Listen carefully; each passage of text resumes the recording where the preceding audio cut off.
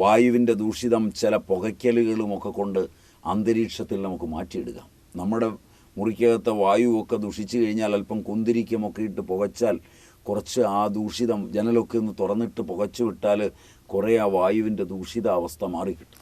ശ്രമകരമായി ശ്രദ്ധിച്ചാൽ തേറ്റാമ്പരൽ കെട്ടിയിടുക, ആലം കെട്ടിയിടുക ഒക്കെ ചെയ്ത് ജലത്തിൻ്റെ ദൂഷിതാവസ്ഥ നമുക്ക് കുറേയൊക്കെ മാറ്റാം. ജൈവപരവും രാസീയവും ഊർജതന്ത്രപരവുമായ മാലിന്യങ്ങളെല്ലാം വർദ്ധിപ്പിക്കുമ്പോൾ അതിനെ മുഴുവൻ താങ്ങേണ്ടി വരുന്ന ഭൂമി അതിൻ്റെ ജൈവ വൈവിധ്യത്തെ തകർത്ത് മാരകമാം വിധം വിഷമുണ്ടാക്കുന്നതായ പച്ചക്കറികളെയും പഴങ്ങളെയും തരുന്ന ഒരവസ്ഥ വന്നാൽ. നമസ്കാരം സ്വാമിജി. സ്വാമിജി, കഴിഞ്ഞ ദിവസം നമ്മൾ അന്യതാകാമത്തിൻ്റെ വഴിയിലായിരുന്നു, ആരോഗ്യത്തെ ചേർത്ത് വെച്ചുകൊണ്ട്. ദ്രവ്യത്തിൻ്റെ ഒരു ആന്തരിക മാറ്റത്തിന് തൻ്റെ ആന്തരിക മാറ്റം ഒരു കാരണമാകുമോ എന്നുള്ള ഒരു ഏരിയയിലാണ് നമ്മൾ വന്നത്. നമുക്കതുവഴി തന്നെ പോകാമോ സ്വാമിജി? തീർച്ചയായും പറയൂ സ്വാമിജി. ഈ ലോകത്ത് ധാരാളം ജീവജാലങ്ങളും ധാരാളം ദ്രവ്യങ്ങളും കിടപ്പുണ്ട്. തീർച്ചയായും അത് ചില ആളുകളുടെ കയ്യിലെത്തുമ്പോഴുള്ള അതിൻ്റെ മൂല്യവും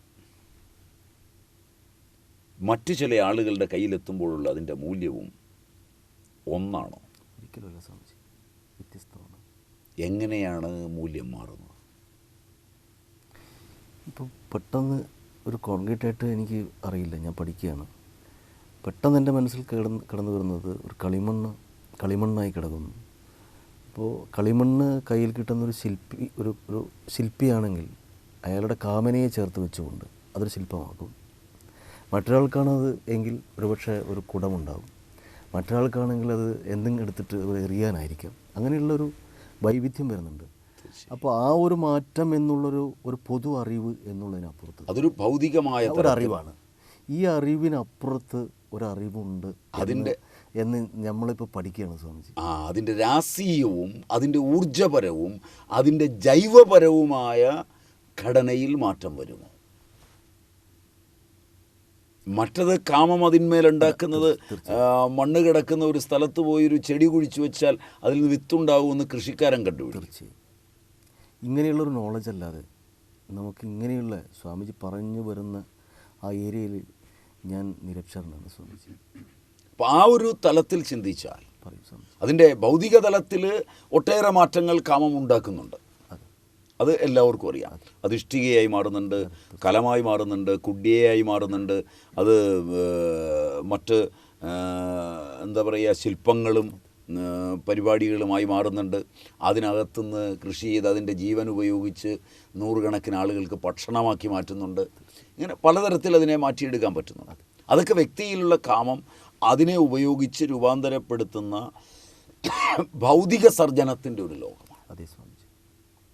അതിനും അപ്പുറം പറയൂ സ്വാമിജി, അതിൻ്റെ രാസഘടനയ്ക്ക് മാറ്റം വരുത്താൻ ഈ ആന്തോളനത്തിന് കഴിയും. ദൃക്കിൻ്റെ ആന്തോളനത്തിന് ദൃശ്യത്തെ മാറ്റാൻ കഴിയുമോ? ഇതാണ് ജ്ഞാനത്തിൻ്റെ വഴിയിലെ ഏറ്റവും സുശക്തമായ ചോദ്യങ്ങളിലോ. തീർച്ചയായും സ്വാമിജി, തീർച്ചയായും. കുരുമുളക് കഴിക്കുന്നതല്ല, തീർച്ചയായും സ്വാമിജി, എരിയുന്നത്. എരിവുള്ള കുരുമുളക് ചില വേളകളിലെ മാനസികാവസ്ഥയിൽ എരിവില്ലാത്തതായി മാറും. തീർച്ചയായും അങ്ങനെ അനുഭവമുണ്ട് സ്വാമിജി.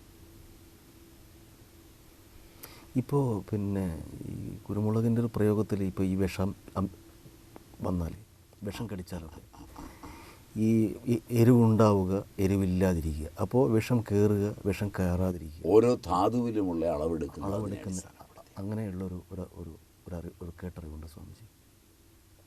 അപ്പോൾ കുരുമുളകിൻ്റെ എരിവിന് വ്യക്തിയുടെ അറിവിൽ മാറ്റം വരും. പക്ഷെ അയാളല്ലാതെ മറ്റൊരു വ്യക്തിക്ക് അത് എരിവുള്ളതായിരിക്കുകയും ചെയ്യും. അതെ സ്വാമിജി. ഇപ്പം മറ്റൊരാൾക്ക് എരിയുന്ന കുരുമുളക് ഇയാൾക്ക് എരിവില്ലാത്തതായിത്തീരുന്ന ഒരു പരിണാമം ഇയാളുടെ മനസ്സിനും ശരീരത്തിനും വന്നു എന്നല്ലേ തീർച്ചയായും അതിന്ന് മനസ്സിലാക്കേണ്ടത്. തീർച്ചയായും സ്വാമിജി. അങ്ങനെ മാറ്റാൻ അയാളുടെ ഹോർമോണുകളും എൻസൈമുകളും മാറി മറിയുന്ന ഒരു സ്ഥിതിവിശേഷമുണ്ടെങ്കിൽ അതിനെ നിയന്ത്രിക്കുന്ന മനസ്സും സെൻസോറിയവും ന്യൂറോണിയവും മോട്ടോറിയവും വിചാരിക്കുമ്പോൾ ദ്രവ്യം മാറുന്നു എന്ന് ഒരു ഘടനയല്ലേ? പഴയ കാലത്തെ അമ്മമാർ ഉപ്പുകല്ലുകൾ അടുപ്പിലിടുമ്പോൾ പൊട്ടുന്ന ശബ്ദം കേട്ടിട്ടുണ്ടാവും. അതെ. കടുക് ഒരു പിടിയങ്ങ് ഇട്ട് കഴിഞ്ഞാൽ പൊട്ടിത്തെറിക്കുന്ന ശബ്ദം കേട്ടിട്ടുണ്ടാവും. സ്വാമിജി. ഒരു ചുവന്ന മുളകെടുത്ത് അടുപ്പിലേക്ക് ഇട്ട് കഴിഞ്ഞാൽ തുമ്മുകയും ചീറ്റുകയും ഒക്കെ ചെയ്യുന്ന ഒരവസ്ഥയിൽ അതിൻ്റെ കാരം, എരിവ് പടരുന്നതായും കണ്ടിട്ടുണ്ടാവും. ചില രോഗങ്ങളും ചില വിഷമതകളും വന്ന് കിടക്കുമ്പോൾ ചില ആളുകൾ വന്ന് കണ്ടിട്ട് പോയി കഴിയുമ്പോൾ ഇതേ മുളകെടുത്ത് ആ വ്യക്തിയെ ഒഴിഞ്ഞിട്ട് അടുപ്പിലേക്കിടുമ്പോൾ അതുവരെ തുമ്മലും ചീറ്റലും ഉണ്ടാക്കിയ എരിവുണ്ടാക്കിയ മുളകിൻ്റെ എരിവ് നഷ്ടപ്പെടുകയും ചീഞ്ഞ മണം വരികയും അതുമല്ലെങ്കിൽ എരിവില്ലാതെ മണമില്ലാതിരിക്കുകയും പുകയുമ്പോൾ ചെയ്യുന്നൊരവസ്ഥ ഉണ്ട് സ്വാമിജി. അപ്പോൾ ദ്രവ്യ സ്വഭാവം മാറുന്നുണ്ട് സ്വാമിജി. മാറുന്നു, വല്ലാതെ മാറുന്നുണ്ട്. വ്യക്തിക്ക് അതിൻ്റെ മൗലിക സ്വഭാവം തന്നെ ചിലപ്പോൾ മാറുന്ന രീതിയിൽ മാറ്റാൻ കഴിയുന്നുണ്ട്. അങ്ങനെ ഒരു 1000 ദ്രവ്യങ്ങളുടെ സ്വഭാവത്തെ മാറ്റിമറിക്കുകയും ആ മാറിയ സ്പന്ദനം അതിരിക്കുന്ന സ്ഥലത്തുണ്ടാവുകയും ചെയ്യുമ്പോൾ എനിക്ക് ചുറ്റുമുള്ള ദ്രവ്യത്തിൻ്റെ സ്വഭാവത്തെ വികലമാക്കാൻ കഴിയുന്ന ഒരു മനസ്സും ബുദ്ധിയുമായി എൻ്റെ കർമ്മങ്ങളും എൻ്റെ മനസ്സും വാക്കും രൂപാന്തരപ്പെട്ടിട്ട് എന്നെപ്പോലൊരാൾ നേതൃത്വം നൽകുകയും എൻ്റെ കൂടെ അതേ വികലങ്ങളായ ബുദ്ധികൾ ചേരുകയും ചെയ്യുന്ന ഒരു സമഷ്ടി പ്രകൃതിക്കകത്ത് അതിനോടിടപെടുന്ന ദ്രവ്യ സഞ്ചയങ്ങൾക്കെല്ലാം ഈ മാറ്റം വന്നാൽ ഇവ ചേർന്ന് വരുന്ന അവയുടെ സ്പന്ദനം ഉളവാക്കുന്ന കാലം ദുഷിച്ചതായിരിക്കില്ലേ? തീർച്ചയായും സ്വാമിജി. ഇപ്പം അങ്ങനെ പറയാം. അങ്ങനെയാണ് കാലം ദുഷിക്കുന്നതെങ്കിൽ അത് അപരിഹാര്യമായി തീരുമ്പോഴല്ലേ ഈ വൈതാളിക പ്രശ്നങ്ങൾ മുഴുവൻ സംജാതമാകുന്നത്. ഇപ്പം സാമൂഹിക രോഗങ്ങൾ, സാമൂഹിക അരക്ഷിതാവസ്ഥകൾ, ദാരിദ്ര്യം, യുദ്ധം, കൊലപാതകം, അരാജകത്വം,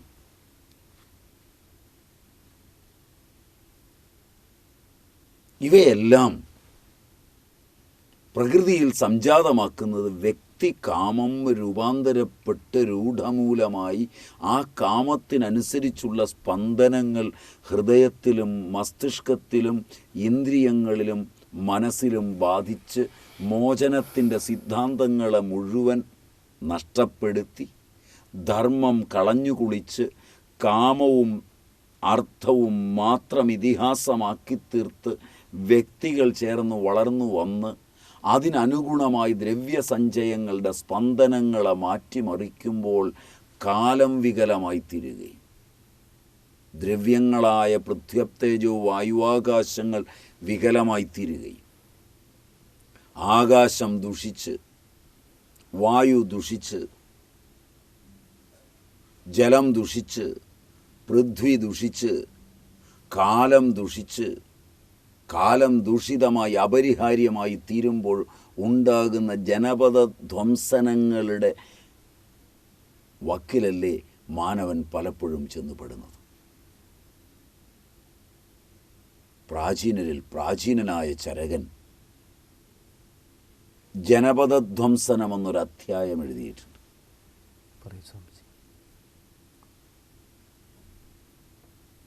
അത് ജലം ദുഷിക്കുക, ജലം ദുഷിച്ചാൽ ആദ്യം വായു ദുഷിക്കുക, വായു ദുഷിച്ചാൽ നമുക്ക് പരിഹരിക്കാം കുറെയെല്ലാം. വായുവിൻ്റെ ദൂഷിതം ചില പുകയ്ക്കലുകളുമൊക്കെ കൊണ്ട് അന്തരീക്ഷത്തിൽ നമുക്ക് മാറ്റിയെടുക്കാം. നമ്മുടെ മുറിക്കകത്തെ വായുവൊക്കെ ദുഷിച്ചു കഴിഞ്ഞാൽ അല്പം കുന്തിരിക്കമൊക്കെ ഇട്ട് പുകച്ചാൽ കുറച്ച് ആ ദൂഷിതം ജനലൊക്കെ ഒന്ന് തുറന്നിട്ട് പുകച്ചു വിട്ടാൽ കുറേ ആ വായുവിൻ്റെ ദൂഷിതാവസ്ഥ മാറിക്കിട്ടും. മനസ്സിലായോ? മനസ്സിലായി സ്വാമിജി. എന്നാൽ അതിനേക്കാൾ വിഷമമേറിയതാണ് ജലം ദുഷിച്ചാൽ നന്നാക്കാൻ. അതും ശ്രമകരമായി ശ്രദ്ധിച്ചാൽ തേറ്റാമ്പരൽ കെട്ടിയിടുക, ആലം കെട്ടിയിടുക ഒക്കെ ചെയ്ത് ജലത്തിൻ്റെ ദൂഷിതാവസ്ഥ നമുക്ക് കുറേയൊക്കെ മാറ്റാം. പരിഹരിക്കാം. മണ്ണിലേക്ക് ഈ ജലവും ദുഷിച്ച് അതിനകത്ത് നാം കൊണ്ടയിടുന്ന വസ്തുക്കളും ദുഷിച്ച് ഭൂമി ദുഷിച്ചു തുടങ്ങിയാൽ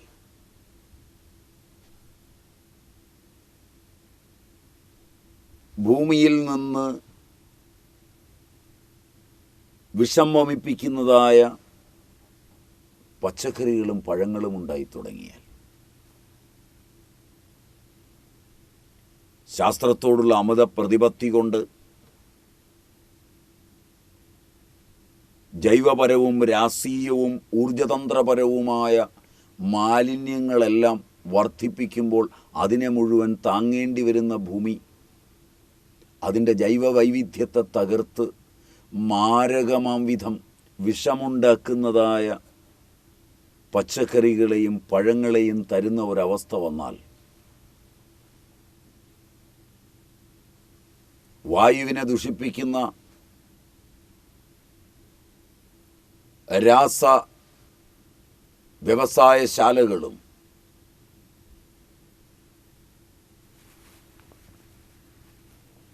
അണുവികിരണങ്ങൾ ഉതിർക്കുന്ന ആണവ വ്യാവസായിക വികാസവും വളരെ കുറച്ചാളുകൾക്ക് വേണ്ടി ജനതയ്ക്ക് വേണ്ടിയെന്ന് പറയുമ്പോൾ ആണവ നിലയങ്ങളും വ്യോമയാനവും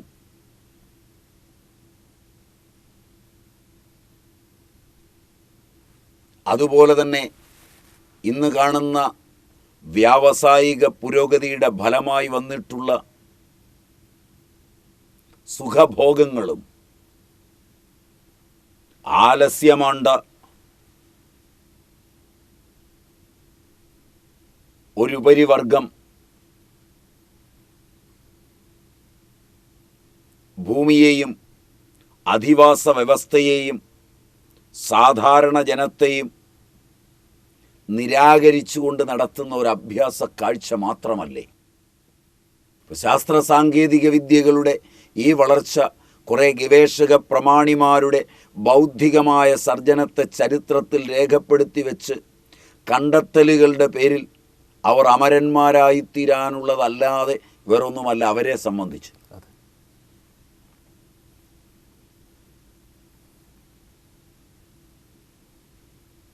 ഇതിൻ്റെ വ്യാവസായിക പ്രാധാന്യം അറിഞ്ഞ് ഇതിനെ കച്ചവട വസ്തുവാക്കി മാറ്റുന്ന കച്ചവട സംഘങ്ങളുടെ പണപരമായ ആദായമല്ലാതെ മറ്റൊന്നും അവരെ സംബന്ധിച്ചുമില്ല.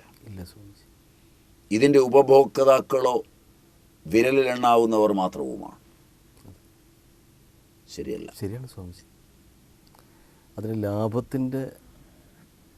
ലാഭം അനുഭവിക്കുന്നവർ വളരെ വിരളമാണ്. അതിൻ്റെ പാപം, അതിൻ്റെ ശിക്ഷ അനുഭവിക്കുന്നവർ മഹാഭൂരിപക്ഷവുമാണ്. ഇത്രയും കടന്നുകയറ്റം നടത്തി ഈ കാര്യങ്ങളെല്ലാം ചെയ്തു വരുമ്പോൾ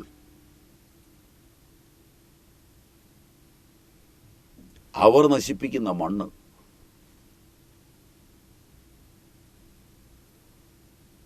ഇന്ത്യയുടെ ജനസംഖ്യ 120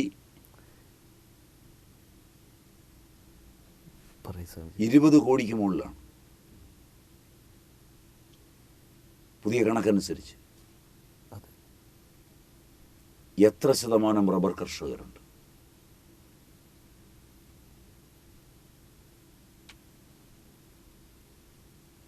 എത്ര ശതമാനം റബ്ബർ കർഷകരുണ്ട്? 1% പോലുമില്ല.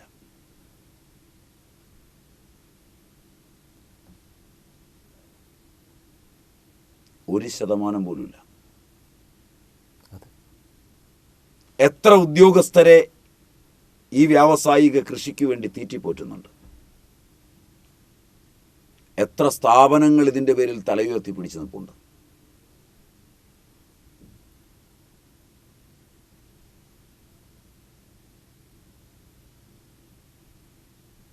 എത്രമാത്രം നമ്മുടെ ലോകത്തിലെ ഏറ്റവും വലിയ ബയോഡൈവേഴ്സിറ്റികളിൽ ഒന്നായ നമ്മുടെ ജൈവ വൈവിധ്യത്തെ ഇത് തകർത്ത് കളയുന്നുണ്ട്. തകർത്ത് കളയുന്ന ജൈവ വൈവിധ്യത്തിൻ്റെ അടിസ്ഥാനത്തിൽ എത്ര ധനം ഇത് നമുക്ക് നേടിത്തരുന്നുണ്ട്. ഇത് നേടിത്തരുന്ന ധനത്തിൻ്റെ പ്രയോജനം എത്രത്തോളം നമ്മുടെ സാധാരണക്കാരനിലേക്ക് എത്തുന്നുണ്ട്.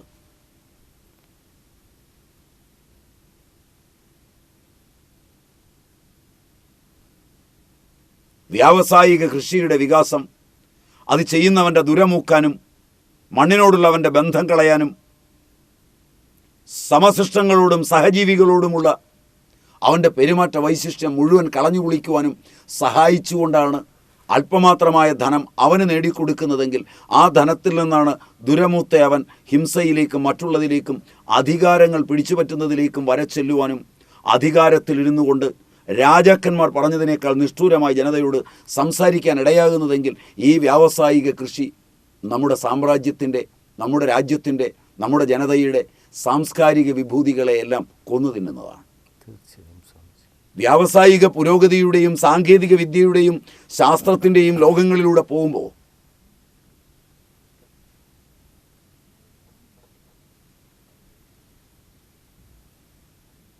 നമ്മുടെ യൂണിവേഴ്സിറ്റികളിൽ ഡീംഡ് യൂണിവേഴ്സിറ്റികൾ എണ്ണമറ്റാ വരുന്നത്. നമ്മുടെ ഗവേഷണ സ്ഥാപനങ്ങളിൽ ഗവേഷകന്മാരുടെ കീഴിൽ 10ഉം 100ഉം കുട്ടികൾ പണിയെടുക്കുമ്പോൾ അവരുടെ ഊർജം മുഴുവൻ ആവശ്യമില്ലാത്തതിൽ അടയിരിക്കാൻ ഉപയോഗിക്കുമ്പോൾ വികലമാകുന്ന ആ മനസ്സുകൾ മദ്യത്തിലേക്ക്, മധുരയിലേക്ക്, മനസ്സിനെ മോഹിപ്പിക്കുന്നവകളിലേക്ക് കടന്നു പോകുമ്പോൾ വ്യക്തിയുടെയും കുടുംബത്തിൻ്റെയും രാഷ്ട്രത്തിൻ്റെയും സമൂഹത്തിൻ്റെയും സാംസ്കാരിക നിലവാരങ്ങൾ അധപ്പതിക്കുമ്പോൾ എന്തു മൂല്യമാണിത് നേടിത്തരുന്നത്?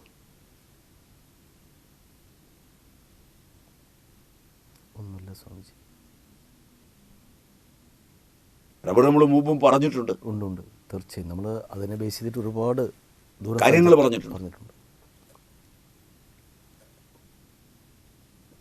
ഈ തരത്തിൽ മനുഷ്യ കാമം വികസിക്കുന്നതിൻ്റെ ഒരു ചിത്രം കാണിച്ചാൽ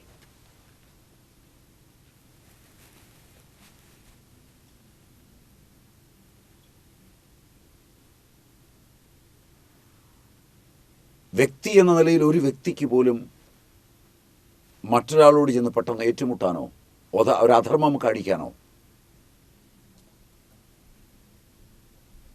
സാമൂഹികമായൊരു തീരുമാനം ശക്തമായി എടുക്കാനോ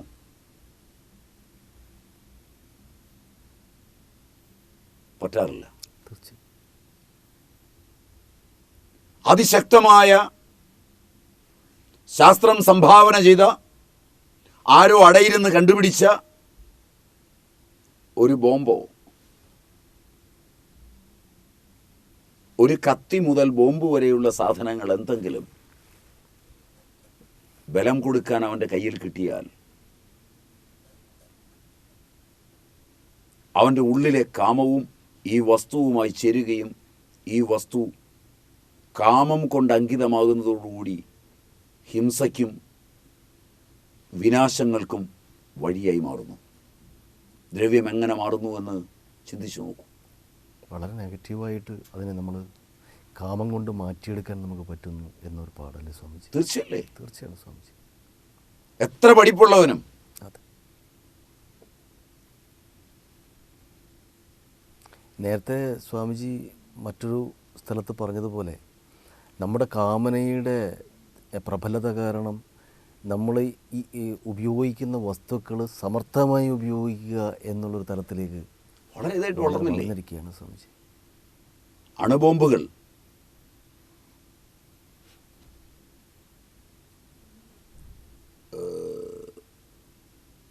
ശത്രുക്കളെ വേധിക്കുവാൻ പര്യാപ്തങ്ങളായ ആയുധങ്ങൾ, ശത്രു വിമാനവേധ തോക്കുകൾ, ഇവയൊക്കെ ലോകത്ത് കണ്ടുപിടിച്ച് അമേരിക്ക ഭീകരന്മാർക്ക് ഇവയെല്ലാം നൽകി അവരെ വളർത്തിക്കൊണ്ടുവന്ന് ലോകമെമ്പാടും ഭീകരതയ്ക്ക് അമേരിക്കൻ നിർമ്മിതങ്ങളായ ആയുധങ്ങൾ ഓരോ ഭരണാധികാരിയും ഭരണത്തിലേക്ക് കയറുമ്പോൾ അവിടുത്തെ വ്യവസായ സ്ഥാപനങ്ങളെ വളർത്തുന്നതിന് വേണ്ടി മേടിച്ച കാശുകൊണ്ട് ഭരണാധിപത്യത്തിലേക്ക് കയറിയിരുന്ന് അത് കഴിഞ്ഞ് ലോകത്തെ മുഴുവൻ ഈ ആയുധ സർജനം കൊണ്ട് വളർത്തിയെടുത്ത് അവിടുത്തെ ഭരണാധികാരികളുമായി പ്രതിപക്ഷ നേതാക്കളുമായി ഈ ഇവിടുത്തെ ഡിപ്ലോമറ്റുകൾ കൂടിക്കാഴ്ച നടത്തി. അമേരിക്കൻ ഡിപ്ലോമറ്റുകൾ ഒരു രാജ്യത്തേക്ക് കയറി വന്ന് അവിടുത്തെ പ്രതിപക്ഷ നേതാവുമായി ആദ്യം സംസാരിച്ച് അയാളെ എതിർപ്പില്ലാത്ത ഒരാളാക്കി നിശബ്ദനാക്കി അയാളുടെ പാർട്ടി പ്രസ്ഥാനങ്ങൾക്ക് വേണ്ടുന്ന സഹായ സഹകരണങ്ങൾ മുഴുവൻ ചെയ്ത് അത് കഴിഞ്ഞ് രണ്ടാമത് ഭരണാധികാരിയെ കണ്ട് അവിടുന്ന് അനുമതി വാങ്ങിച്ച് മുഴുവൻ സൗകര്യങ്ങളും ഉണ്ടാക്കി അവരുടെ ആയുധ മത്സരത്തിൻ്റെയും കാമത്തിൻ്റെയും ഗ്രീഡിൽ വളർന്ന ഒരു പാശ്ചാത്യ സംസ്കൃതിയുടെ ആ അഹന്തയിലും അത്യാർത്തിയിലും ആക്രാന്തത്തിലും ലോക ജനതയുടെ ഭരണാധികാരികളെ മുഴുവൻ ആക്രാന്തത്തിലേക്ക്, കമ്മീഷനുകളിലേക്ക്, അവിടുത്തെ ഉദ്യോഗസ്ഥ വൃന്ദങ്ങളെ മുഴുവൻ സമൂഹത്തിൻ്റെ ലോകങ്ങളിലേക്ക്, അവരുടെ മതങ്ങൾ ഏതായാലും ജാതി ഏതായാലും വർഗം ഏതായാലും വർണ്ണം ഏതായാലും അത് അനുശാസിക്കുന്ന നൈയായിക പ്രശ്നങ്ങളെ മുഴുവൻ മറച്ച്, അതനുശാസിക്കുന്ന ധാർമ്മിക ചിന്തകളെ മുഴുവൻ വലിച്ചെറിഞ്ഞ് അങ്ങേയറ്റം ആർത്തിയുള്ളവരാക്കി മാറ്റി